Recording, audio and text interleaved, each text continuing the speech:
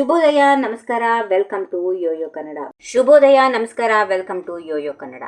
ಬನ್ನೀಗ ನೋಡೋಣ ಈ ದಿನದ ರಾಶಿ ಫಲಗಳನ್ನ. ಮೊದಲಿಗೆ ಮೇಷರಾಶಿ.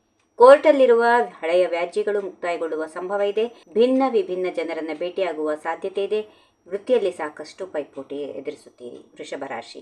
ಸಂಪಾದನೆಯ ವಿಚಾರದಲ್ಲಿ ವೈರಾಗ್ಯ ಹೊಂದಿರುವ ನೀವು ಆತ್ಮವಿಶ್ವಾಸವನ್ನು ಹೆಚ್ಚಿಸಿಕೊಂಡು ದುಡಿಮೆ ಮಾಡಿದರೆ ಪ್ರಗತಿಯ ಹಾದಿಯನ್ನು ಕಾಣುತ್ತೀರಿ. ವೃತ್ತಿಯಲ್ಲಿ ಅನ್ಯರ ಸಹಾಯ ಅಪೇಕ್ಷಿಸುವುದಕ್ಕಿಂತ ಸ್ವಸಾಮರ್ಥ್ಯ ಪ್ರದರ್ಶಿಸಿ. ಮಿಥುನ ರಾಶಿ. ತಾಂತ್ರಿಕ ಕ್ಷೇತ್ರದಲ್ಲಿ ಉದ್ಯೋಗ ಮಾಡುತ್ತಿರುವವರು ಸ್ವಂತ ಉದ್ಯೋಗ ನಡೆಸುವ ಯೋಚನೆ ಬಂದರೂ ಅದರಂತೆ ನಡೆಯುವುದು ಸರಿಯಲ್ಲ. ತರಕಾರಿ ವ್ಯಾಪಾರಿಗಳಿಗೆ ಲಾಭ ಸಿಗುವುದಿಲ್ಲ.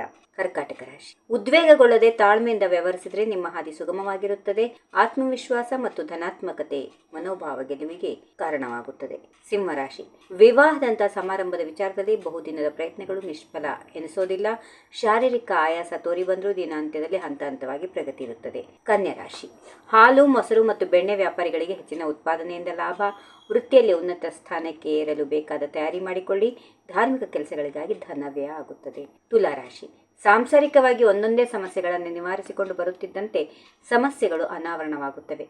ಸರಳತೆಗೆ ಹಿರಿಯರಿಂದ ಮೆಚ್ಚುಗೆ ಸಿಗುತ್ತದೆ. ವೃಶ್ಚಿಕ ರಾಶಿ. ತರಬೇತಿಗಾಗಿ ದೂರದ ಪ್ರಯಾಣ ಮಾಡಬೇಕಾಗಿ ಬರಬಹುದು. ಸಮುದ್ರ ಉತ್ಪಾದನಾ ವಸ್ತುಗಳ ಮಾರಾಟಗಾರರ ವೃತ್ತಿಯಲ್ಲಿ ಜಾಗ್ರತೆ ಅಗತ್ಯ. ಧಾರ್ಮಿಕ ವಿಷಯಗಳಲ್ಲಿ ಆಸಕ್ತಿ ಹೊಂದಿರುತ್ತೀರಿ. ಧನುರಾಶಿ. ಕುಟುಂಬ ನಿರ್ವಹಣೆಗಾಗಿ ಅಧಿಕ ಮಟ್ಟಿನ ಖರ್ಚು ಮಾಡಬೇಕಾದ ಪರಿಸ್ಥಿತಿ ಎದುರಾಗಬಹುದು. ಆದಾಯಕ್ಕೇನು ಕೊರತೆ ಇರೋದಿಲ್ಲ. ಶತ್ರುಗಳು ಮತ್ತು ಸಾಲ ಕೇಳುವವರ ಬಲೆಗೆ ಬೀಳದಂತೆ ಎಚ್ಚರ ವಹಿಸಿ. ಮಕರ ರಾಶಿ. ಕೆಲಸವನ್ನ ಗುತ್ತಿಗೆಯನ್ನ ನೀಡುವ ರೀತಿಯಲ್ಲಿ ತೀರ್ಮಾನ ಮಾಡಬೇಡಿ. ಕೆಲಸಗಳನ್ನ ಸಾಧಿಸಿಕೊಳ್ಳಬೇಕಿದ್ರೆ ಅವಿರತ ಶ್ರಮ ಅಗತ್ಯವಾಗುವುದು. ವಿಮಾ ಸಲಹೆಗಾರರ ಪ್ರಯತ್ನ ನಿಷ್ಫಲವಾಗುವುದು. ಕುಂಭರಾಶಿ.